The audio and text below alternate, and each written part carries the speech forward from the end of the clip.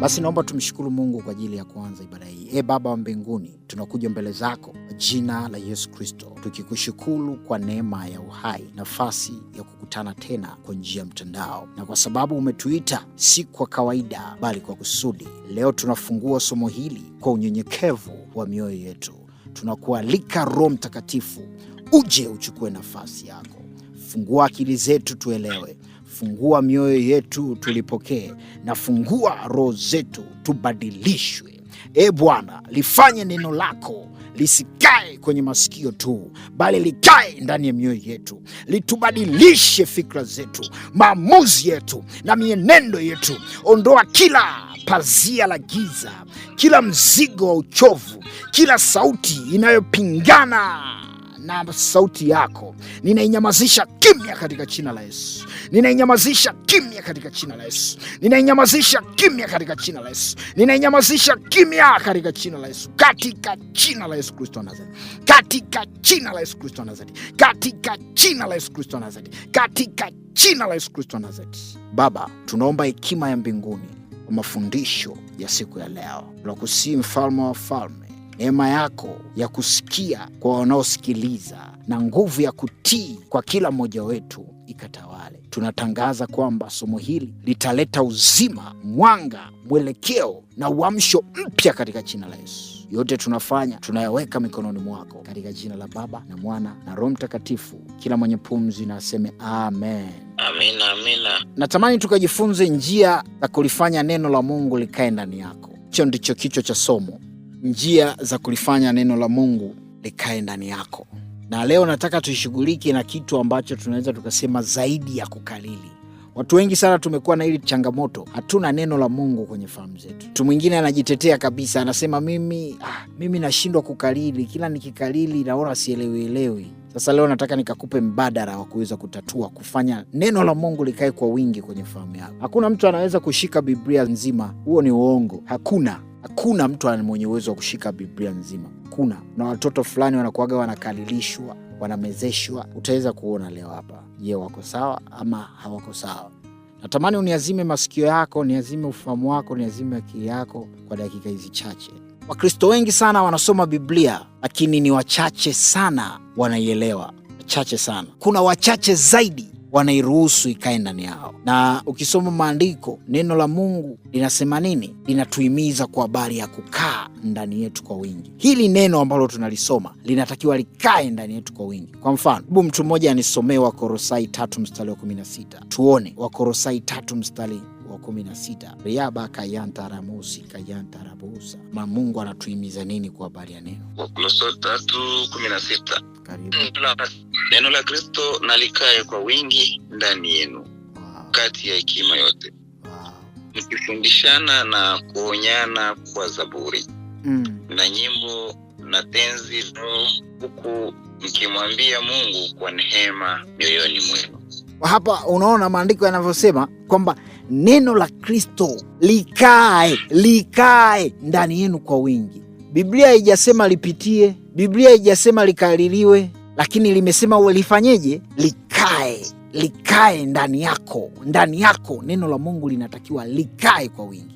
Sasa neno likikaa ndani yako linakufanya uishi tofauti. Neno likikaa ndani yako linakupa maamuzi ya mbinguni. Neno likikaa ndani yako linakujenga hata bila mahubiri, usipohubiliwa, kwa kuwa neno tu la Mungu tayari automatically limekaa kwa wingi ndani yako. Kwa kuna namna unakuwa na kitu cha kiungu ndani yako. Sasa ujue kuna tofauti kati ya kusoma neno la Mungu, kuna tofauti kati ya kukalili neno la Mungu, na kuna tofauti kati ya kulifanya neno likae ndani yako. Ziko tofauti. Hivi ni vitu tofauti, ni vitu vitatu tofauti. Hebu jiulize, wewe unasoma neno la Mungu au wewe unakalili neno la Mungu, ama unalifanya neno la Mungu likae ndani yako? Haya ni maswali ambayo unatakiwa ujiulize. Sasa ukizungumzia kusoma ina maana macho yanaona kile kimeandikwa, macho yako yanaona kile kimeandikwa, na yakiona macho yako yanapeleka kwenye akili yako inapokea zile taarifa ulizozisoma, lakini maisha yako hayabadiliki kwa sababu umesoma tu. Maisha yako hayabadiliki. Kwa kumbe kusoma peke yake hakubadilishi maisha ya mtu. huko ni kusoma. Nataka nikupe tofauti kati ya kusoma, kukalili na kuliweka neno likae ndani yako. Sasa ukija kwenye kukalili, ina maana unakumbuka mstari na unaweza kunukuu hata mbele ya watu, ukaunukuu kwa ujasiri, kwa sababu si umeukalili bila hata kufungua Biblia, Bible yako. Inawezekana, lakini bado unaweza kuishi kinyume chake. Licha ya kwamba umekalili, lakini una uwezo wa kuishi kinyume chake. Wangapi wanakalili vitu lakini hawaviishi vile vitu? Lakini kumbe kukalili ni msaada, lakini sio wa mwisho. Ni msaada lakini sio wa mwisho. Unapokalili, unapokuwa umeanza kwanza kwa kusoma, unakuja unakalili, bado haitoshi. Kinachotakiwa ni nini? Kinachotakiwa ni neno kukaa ndani yako. Hili ndilo lengo kubwa ambalo Mungu alilikusudia. Neno la Mungu kukaa ndani yako.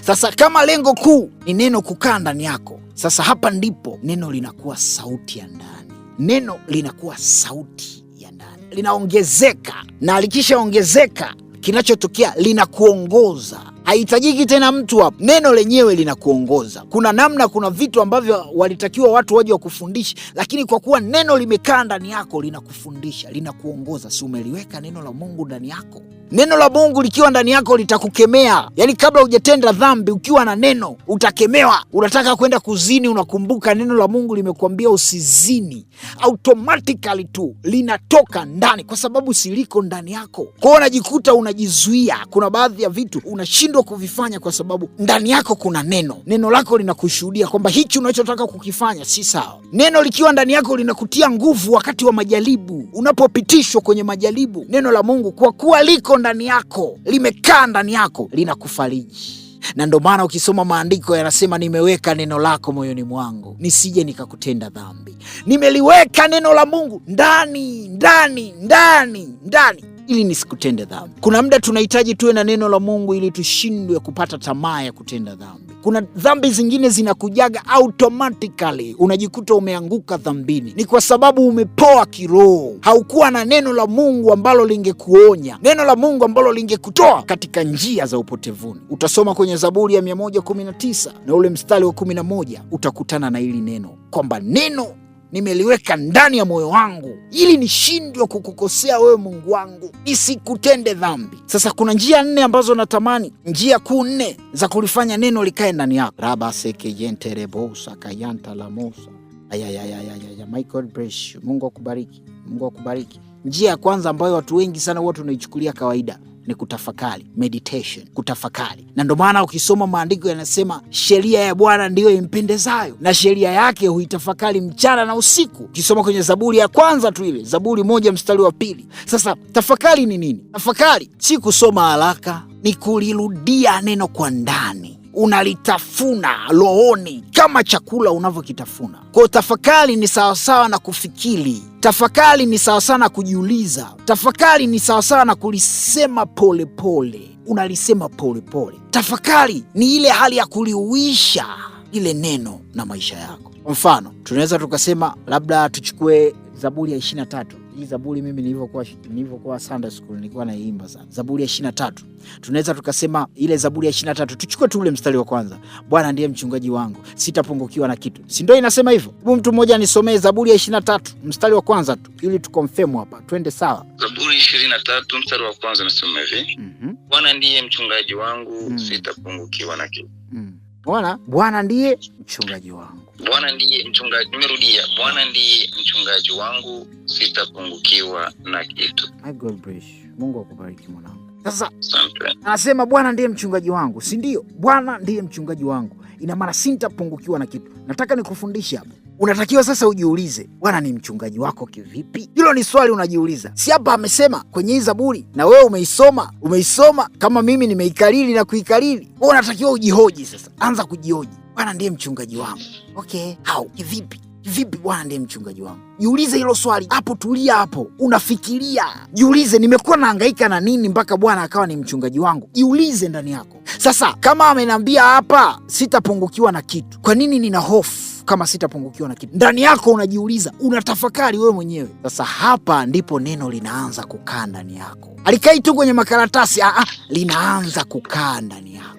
Automatically tu neno linaanza kukaa ndani yako. Neno linaanza kuimarika ndani yako. Ndani yako linakaa. Kwa sababu umetumia kanuni, umetumia kanuni ya kutafakari, umeweza kufikiria, umejiuliza, umelisema neno polepole, Bwana ndiye mchungaji wangu, Bwana ndiye mchungaji wangu, sitapungukiwa na kitu. Sasa kwa nini ninakuwa na hofu kama Mungu mwenyewe ameniambia sitapungukiwa na kitu? Unajikuta umekuwa imara, unapata nguvu ya kuendelea. Neno linakaa ndani yako, linaishi ndani yako. Lakini njia ya pili ya kulifanya neno likae ndani yako ni kuyatiisha maisha yako chini ya neno. Unapoyatiisha inamaanisha nini? Kuyatiisha, haui tu msemaji, unatakiwa uwe mtendaji wa lile neno. Sio unakuwa tu mtu wa kusikia. Kwa mfano hapo unasikia tu, ukitoka hapa unashika ya kwako. Umesikia, baada ya kusikia hichi ulichojifunza, enenda ukakitendee kazi. Na ndio maana ukisoma kwenye ile Yakobo 1 mstari wa 22, neno linasema lakini muwe watendaji wa neno, wala si wasikiaji tu. Neno haliwezi kuishi ndani ya mtu anayependa kujua, haliwezi. Ila yule ambaye anapenda kutii, hapo linakaa. Na watu mnasikia habari njema, lakini njoo kwenye utekelezaji, sifuri. Hamna utekelezaji. Ila ni wazuri kwenye eneo la kusikiliza tu, uko vizuri. Kwenye eneo la kusikia uko vizuri, lakini hauna utii. Ni kweli unajua unachokiambiwa, unajua, lakini hauna utii, haujaweka utii ndani yako. Mfano, neno la Mungu linaweza likakwambia msilipize kisasi, lakini una hasira isiyokuwa ya kawaida mwanao. Yaani unaweka mipango mikakati ya kulipiza tu kisasi. Sasa hapo unachokifanya mwanangu, unatengeneza vita ya ndani. Ukichagua kutii, neno linakaa ndani yako. Ukikataa, neno linabaki kichwa tu. Anyway, ngoja niende jambo la tatu ni kulifanya liwe mwongozo wa maamuzi na matendo. Lile neno unalifanya liwe mwongozo wa maamuzi na matendo. Mmoja nisomee Zaburi ya 119 na ule mstari wa 105. Zaburi 119. Neno la Mungu nasema hivi. Neno lako ni taa ya miguu yangu na mwanga wa njia yangu. Sasa umeshapata mwanga, umeshaelewa kwamba kumbe neno la Mungu ni taa ya miguu yangu. Kuna mtu anaweza akatembea pasipokuwa na miguu? Ni ngumu. Hapana. Ni ngumu. Kuna anayeweza kutembea pasipokuwa na miguu. Kwa ni lazima ujue kwamba uweze kutembea bila neno, kwa sababu neno lake ni taa ya miguu yangu. Kwa hiyo ili uweze kupata mwanga ni lazima uwe na taa. Jiulize kabla ya kuamua, Biblia inasemaje? Yesu angefanyaje? Neno litaniongoza vipi hapa? Ukianza, chagua mahusiano ya neno. Biashara, unagusia neno. Unaweka maneno kwa maneno. Neno linahamia kutoka kwenye Biblia kwenda kwenye maisha yako. Ikiwa kila eneo unaweka neno. Kwa neno sasa linakuwa neno ambalo linaishi ndani yako. Kuna kiwango unakuwa umekuwa, kuna kiwango unakuwa umefanyaje? Umeinuka. Na jambo la 4, lazima ujue kulitii bila kugeuka. Lazima ndani yako ujue namna ya kulitii hili neno la Mungu pasipo kugeuka. Na ndio maana ukisoma kwenye ile Luka 11 mstari wa 28, anasema heri wale walisikiao neno la Mungu na kulishika. Wale wanaolisikia, hawaishi kulisikia, wanalishika, wana heri hao. Sasa hapa ndio ile tunasema kulitii bila kugeuza. Hauhalili kabisa. Auweke visingizio, au subiri eti mpaka fulani afanye. Wewe unafanya kwa sababu neno liko ndani yako. Neno lina nguvu unapolitii kikamilifu. Unapotii kikamilifu, neno lina nguvu. Sasa kuna mwanangu mwingine anaweza akasema, nashindwa kulifanya neno la Mungu likae ndani yangu. Nashindwa kabisa, baba nisaidie, nashindwa. Kwa haraka ngoja nikupe, kuna njia 7 ambazo mimi kwangu nimezichambua na nikaona ni njia rahisi, kwa sababu kwanza zimeanza kunisaidia mimi. Njia 7 rahisi za kulifanya neno likae ndani yako kwa vitendo. Hapa nazungumzia kwa vitendo. Njia 7 rahisi ya kulifanya neno likae ndani yako. Njia ya kwanza, katika njia hizi 7, njia ya kwanza, unatakiwa usome kifungu kimoja kwa siku. Siku nzima hakikisha unasoma kifungu kimoja. Siwe na mambo mengi, soma zako kifungu kimoja kila siku. Anza hatua kwa hatua. Ukisoma kifungu kimoja kwa siku nzima, ina maana utaanza asubuhi, utakigusa kwa umakini. Kimoja tu, utakuja mchana. Kimoja tu, utakuja jioni. Weka kama dozi kwa siku. Fanya kama ni chakula ama ni dozi. Soma kifungu kimoja. Ni moja ya njia rahisi sana ya kulifanya neno likae ndani yako kwa vitendo, sio kwa maneno tena, kwa vitendo. Jaribu kupractice hichi kitu, utathibitisha ninachokwambia. Kwa hiyo hoja namba 1, soma kifungu kimoja kwa siku nzima, kifungu kimoja tu. Lakini njia namba 2 ambayo unaweza kuitumia, kiseme Kile ulichokisoma kiseme, na muda mwingine unaweza ukakirekodi. Kama unatumia simu za recording, unatumia simu ya kurekodi, jirekodi. Nisha kufundisha hichi kitu, jirekodi, rekodi kile ulichokisoma, rekodi. Alafu kisha rekodi, pata muda wa kukisikiliza tena katika hii siku nzima. Hivi hamna kitu kizuri kama ukiwa unaisikiliza sauti yako. Unajua ukiwa unasikiliza sauti yako kuna namna inakuingia vizuri zaidi, kwamba hapa nimeongea mimi mwenyewe. Kuna muda mwingine hautafocus na kile unachokisikia, utaanza kufocus na vile unavyojisikia una sound, vile unavyojisikia ukizungumza. Unaanza kusikia, jamani, kumbe Mungu ameniumbia sauti yangu, kumbe sauti yangu nzuri, kumbe hapa natakiwa ni change, nibadilike, hapa niweke bass, nikiwa nasoma huu mstari niweke bass.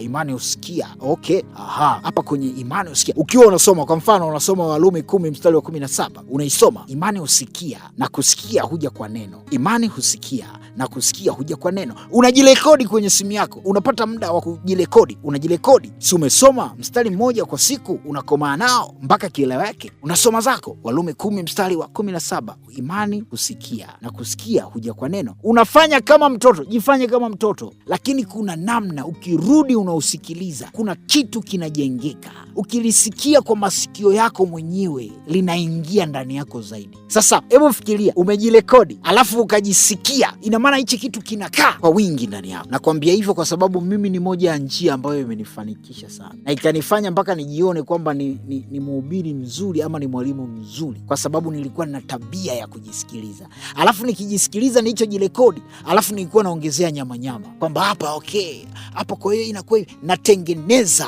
nyama. Na ndio maana leo hii nikianza kukufundisha, ukimakinika, ukiwa makini na mimi, utapokea kitu cha kimungu. Njia ya 3 kuelekea njia ya 7, liombee neno. Jifunze kuliombea neno. Liombee neno. Muda mwingine unaweza ukaacha, baada ya kuomba Bwana nibariki, Baba nibariki, Baba nibariki, ombea neno. Omba, Bwana, hatutapungukiwa na kitu, nifanye niishi neno hili. Yaani omba kupitia msingi wa neno. Liombee neno, omba kupitia msingi wa neno. Usiombe tu Baba nipe, nenda kwa hoja.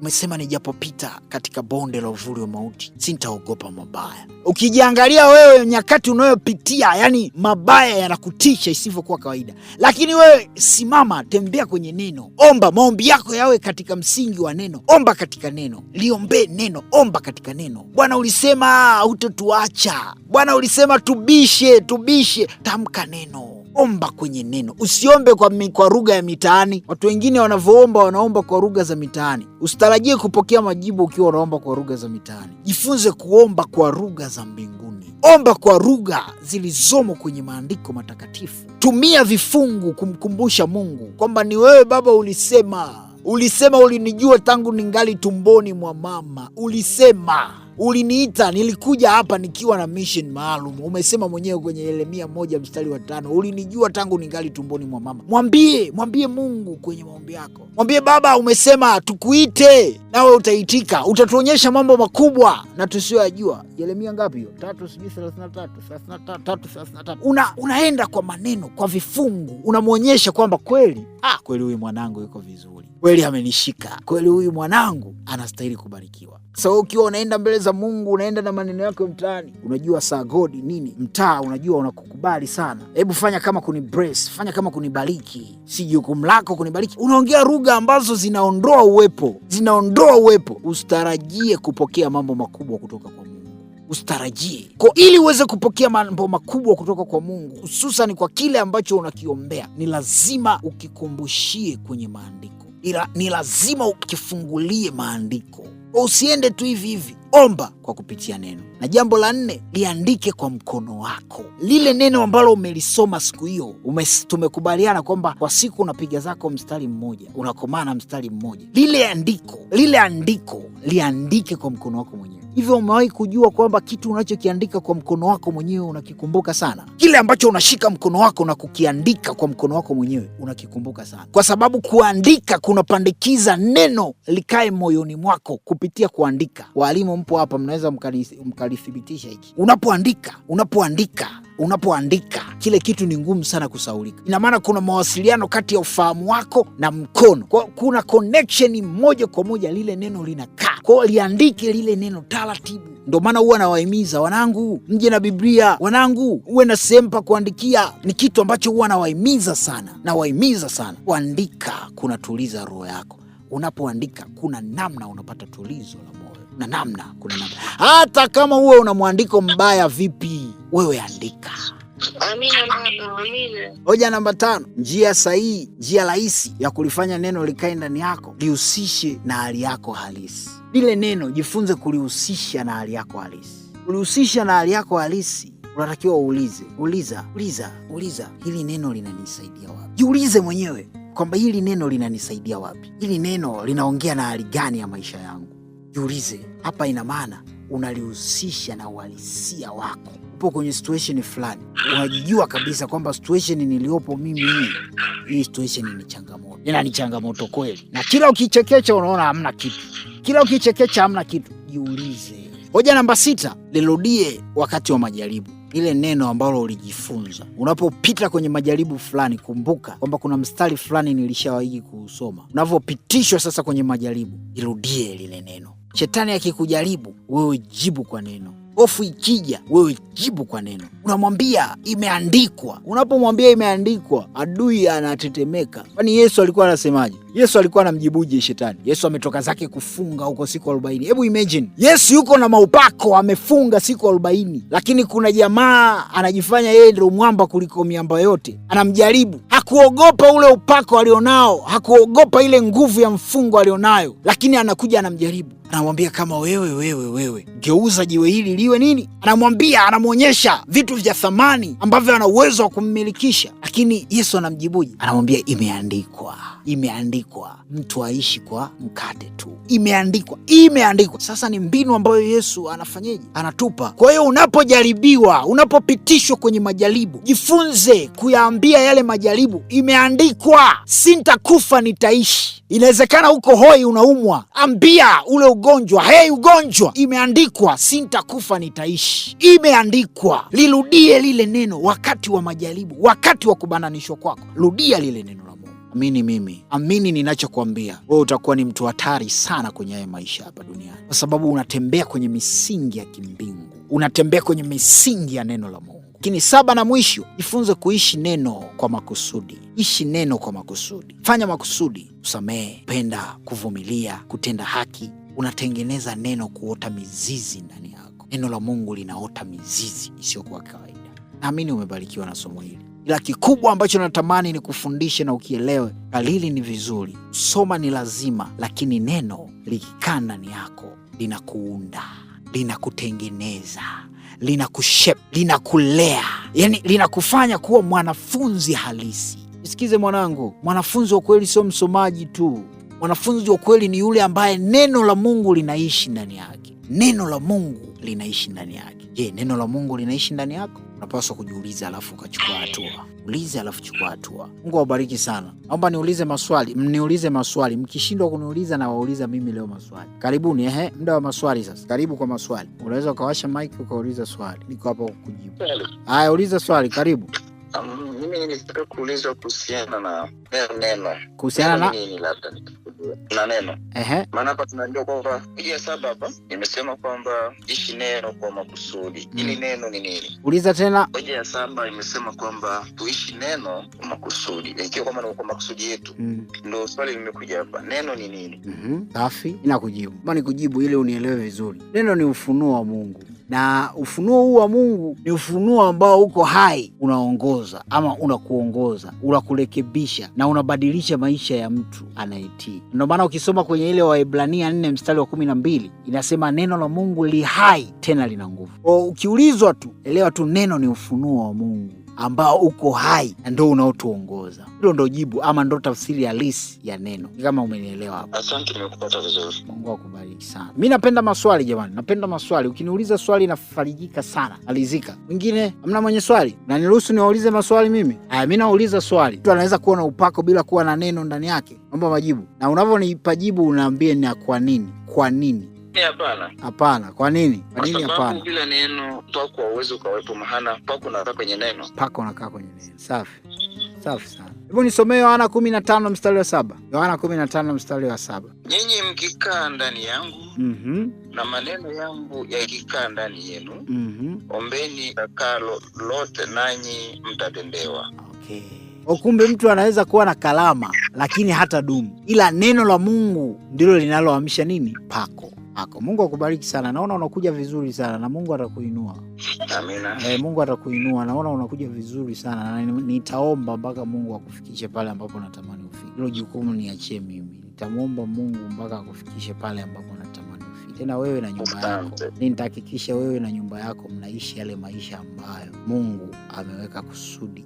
Amina. Mungu awabariki jamani. Baba, katika jina la Yesu nasema asante. Asante kwa ajili ya wajori wako. Tumekuwa pamoja, tumejifunza kile ambacho umeruhusu tuweze kujifunza. Tunaamini ya kwamba kinaenda kuishi ndani yetu. Hatuhitaji kuwa wasikiaji tu wa neno. Tunahitaji kuwa wale wa kupokea na kulitenda na kuliishi neno lako. Baba, tupe ujasiri wa kuweza kutembea na kuishi kwenye neno lako, ili tusiweze kuangushwa na kitu chochote kinachotokana na adui. Ninavunja na kunyamazisha kila mipango ya kipepo katika jina la Yesu Kristo Nazareti. Katika jina la Yesu Kristo Nazareti. Katika jina la Yesu Kristo Nazareti. Baba, ninambariki mwanao huyu ambaye ameshiriki kwenye ibada hii.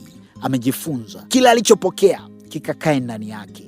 Kila alichojifunza kikaishi ndani yake na kikalete badiliko la kweli lililotokalo kwako, na kazae mbegu zitakazozalisha mazao mengine katika jina la Yesu Kristo Nazareti. Ninamkabidhi mwanao chini ya usimamizi wako katika jina la Baba na Mwana na Roho Mtakatifu. Kila mwenye pumzi na aseme amen. Kila mwenye pumzi na aseme amen. Rudia tena, sema amen. Haya, watu wote tuseme neema ya Bwana wetu Yesu Kristo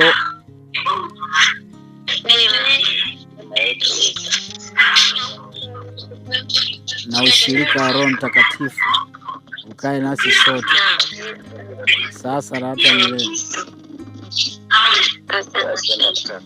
Amen. Amina. Mungu awabariki sana. Na leo pia tutaombea ibada ya tarehe 27. Na wewe pia ukiwa kwenye maombi yako ya kawaida, endelea. Muda mwingine ukiwa unaombea chakula, likumbuke basi hata hili jambo la tarehe 27. Liombee. Ukiwa unaenda kulala, likumbuke, liombee hili jambo. Ombea. Vita ni kali sana. Kwa hiyo ukiomba unafanya mambo yanakuwa mepesi. Mungu awabariki sana. Nawapenda sana. Chao. Tukutane saa 8:15 kwa maombi mazito.